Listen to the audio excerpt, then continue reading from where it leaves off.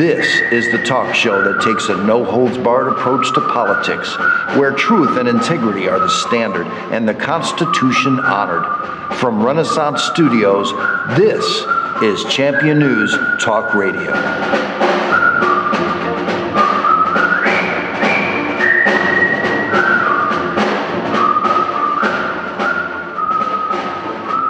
Good morning and welcome to another great edition of Champion News Talk Radio, brought to you by championnews.net. This is our end of year and new year beginning edition. This is Ann Parisi, our founder Jack Roser, and myself have our good friend Pastor John Kirkwood with us today as we close out the year 2012. How's everybody doing today? Well, it's quite a year to look back on. And look forward to... Did you just say forward? Forward. But that's... As history passes our eyes, we've lived through fantastic history for America, very deep. You can look at the surface things that have to do with politicians spilling their brains out as they see it, about the recent killings in the schools, the results of the election, which turns America upside down. In many ways, I'm an old guy, and I'm 89 years old, and I fully remember the Depression and President Roosevelt and the communist incursions of the 1940s and 50s, and finally Ronald Reagan, who pretty much put a stop to the growth of communism. And I went through all of that battle. I was involved in it because my father fought the communists as long ago as about 1908, when he was running a logging camp up in Wisconsin. And the IWWs, the International Workers of the World, known as the I Won't Works, or the wobbling, and they came in camp and tried to do their tough guy act. My father knew what it was all about. I knew what it was all about on the first incursion of the communists to run the world. I'll tell you, Obama has brought this country closer to socialism. Yes. He's done it. And, socialism and communism, communism is just a nationalistic form of socialism. That's all it is. Yeah. And so I leave communism out of it. Marxism and socialism, they're pretty much the same doggone thing, as different crooks give different flavor to it. And so I regard our country as very deep in trouble when the socialism stuff that Obama has been pushing at us and making the government our daddy.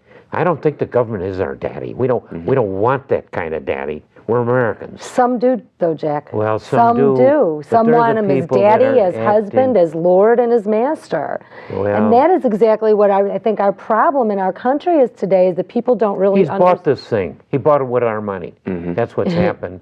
The dependency on the continuing socialist programs of giving people all kinds of money for I won't work. That isn't the old communist version. It's the modern American version of people that are paid to not work. But why would they even go looking for a job? The people that are getting food stamps, the people that are getting their rent paid, the women that are getting money because they drove the men out of the home. Well, that was by design with the war on poverty.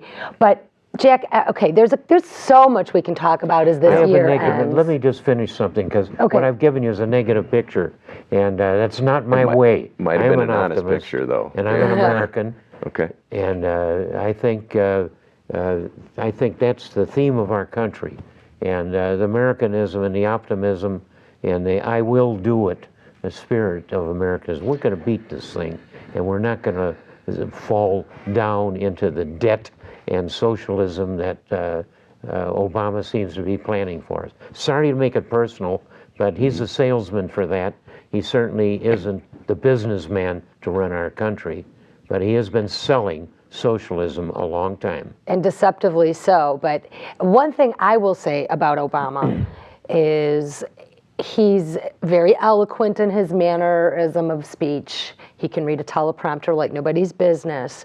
He's extremely beguiling. Who can't? That's not a real talent. Of course not, Jack. No, I understand that. Give me a teleprompter, and I'll quit my silly but it's his thing tone. searching for a word. The teleprompter runs at the speed you need Yes. to put your personality into it. Yes. It is easy. Right, but it's the delivery. It's falling off a cliff. His delivery is excellent, but see, the thing is, and his tone is good, but if you listen to the divisiveness of what he is saying, I believe a lot, and he is the leader. The arrogance of that arrogance, man. it's divisiveness, and it's anger, and it's dividing our country.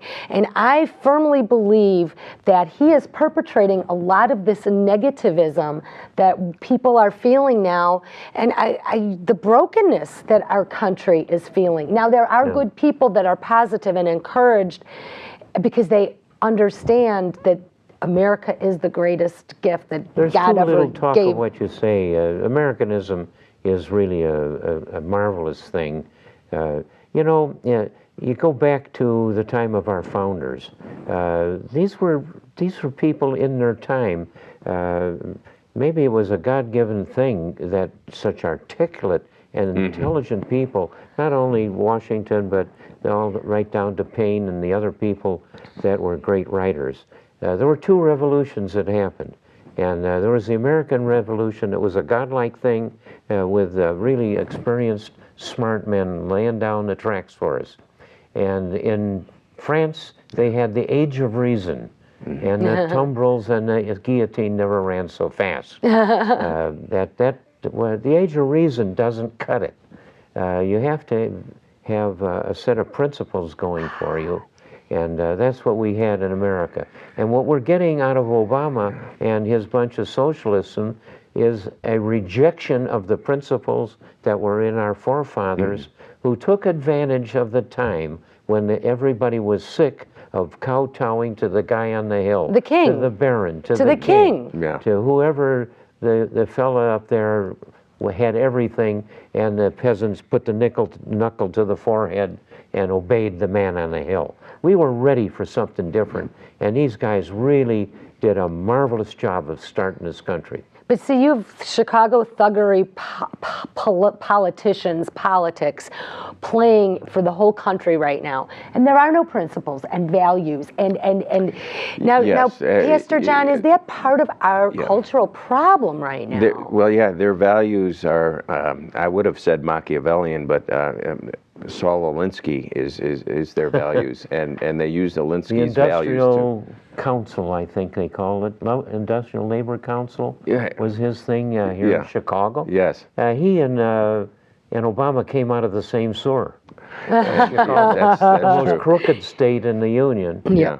Well, we've known. Listen, I'm not saying Obama is crooked, but I'll say it. misanthrope politics that we had here in this city and state that led to its reputation for crookedness.